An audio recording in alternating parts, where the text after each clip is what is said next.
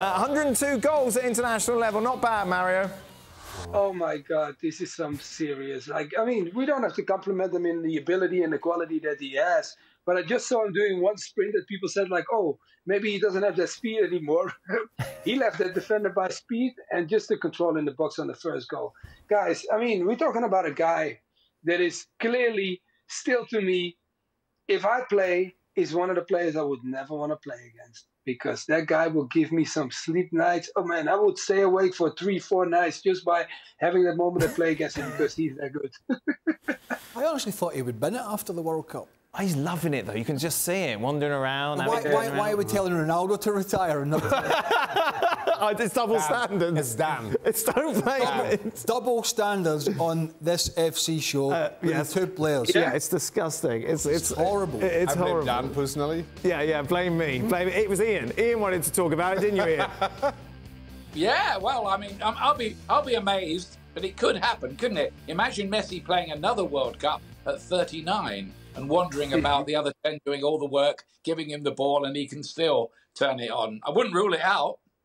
No. Oh, look at the cheeky glint. How many goals behind Ronaldo? I think Ronaldo's got 120, I believe. I think it's 120 against 102, so there's still a... Oh, man. Somebody better warn him that the Ronaldo fans will be on to him if he breaks that We just need to play that team a few more times. Yeah, what's the name? Curacao. Play Curacao, yes. Small country in the Caribbean. Dutch country, right? Oh. Yeah. The Curacao, Dutch connections. Get Koeman managing that. Oh, no, you're going too far now, man. No. He will go down on the beach, but he will not manage them, I think. Do these games help anyone? One of the great mismatches in world football, isn't it? Argentina. I'm sorry. Sorry, Ian. Go on, Jack. They clearly have Lionel Messi. He's scoring hat-tricks and breaking records. Listen, I think always the big issue for smaller countries is getting meaningful games, and you take them wherever you can get them. If you're Curacao and Argentina invite you to a game, you say yes every single time, regardless of what that's... But is this where something like the Concacaf Nations League gets in the way, for example, of the US men's development?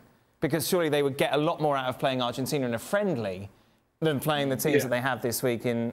Well, I'm sure the US would certainly think so. But to that point, I think the Concacaf Nations League is still trying to figure itself out, because, what was it, last year might have been the first season, and I thought the seedings were all over the place. So right now you have 3 dominant countries in CONCACAF, or 4 if you include Canada, Canada, Jamaica, USA, Mexico. And then after that, the seedings in the Nations League are a little bit hit and miss. And so which is how you end up with US playing against Grenada in League A in CONCACAF Champions League. Grenada are not a League A team, but they're still trying to figure that out. So what do you do? Just have Mexico, Canada, you'll have those Costa Rica, you'll have those 4 seeded teams, and I think in time you'll get a better understanding of who the others are, who the other 2 teams are. But time doesn't necessarily help the US, do they? You've got the World Cup coming up in 26. They want proper matches, and they're not getting that from this sort of week. All right, to that point, as I said a couple of days ago, I don't think the US have done a good job in supporting CONCACAF and CONCACAF's development. But is that their responsibility? Yes, it is. That's their responsibility, because the CONCACAF supports the US in their development. The CONCACAF, as a bloc, voted for USA, Mexico and Canada to host the World Cup. The CONCACAF continues to support the USA hosting the Gold Cup every 2 years. And the money that they get from those tournaments goes into their development. Now, CONCACAF as a body can't continue to support their bids to host international tournaments. They're taking all the profits for their own development, and none of it coming back down to the smaller countries. Now, the least you can offer, if you're not offering financial support, if you're not offering technical support in terms of pitch development, in terms of lights, so they could host their own tournaments, at least play a game against some of the smaller nations in Nations League. Geez, you opened a can of worms there, didn't you? Aye, big time. I've never seen him so upset. I'm not upset. I'm just saying. Very anti-US men's. No, I'm not. I am not at all. I'm not at all upset. I've lived this. I've lived this. So I understand. So US kind of have to help the other nations at a detriment to their progress on the pitch.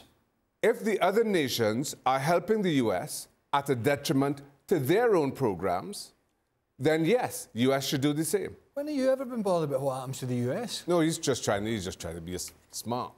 All of a sudden, you've got a vested interest. Stevie You've only just figured that out. Stevie knows what he's like. By the way, the smaller teams all need an avenue to get through. I mean, look at Spain. I mean, Spain not in Concacaf. How do we get there? but I'm just saying, doesn't matter where you're qualifying. Small teams like Spain need an avenue somewhere. They can't even beat Scotland. Ian, what do you think? Oh boy! Well, I covered the USA team when Jurgen Klinsmann was in charge, and with his European contacts and connections, USA found themselves playing Italy away, Belgium away, France. I think they won in the Netherlands and Germany on the same trip. And I think that experience helped in the 2014 World Cup when they were in a pretty rough group but got through to the knockout stages. I would worry about that. I understand what Shaka is saying. You've got to look after the smaller sheep in the flock in CONCACAF. But you're right, Dan. I think for the USA, this is not an ideal preparation, having to continually play CONCACAF teams on their way to hosting a World Cup in 2026. Well, the other thing you would say is that is maybe an issue for them, but they've got a lot more deep-rooted problems with the circus that was following them around and their management, their coaching, all the GMs, the sporting directors, call them what you want. It's just one thing after another, isn't it? Well, thank you very much for watching ESPN on YouTube. For more sports highlights and analysis, be sure to download the ESPN app. And for live streaming, premium content, and let's not forget as well, ESPN FC 7 days a week. Subscribe to ESPN+.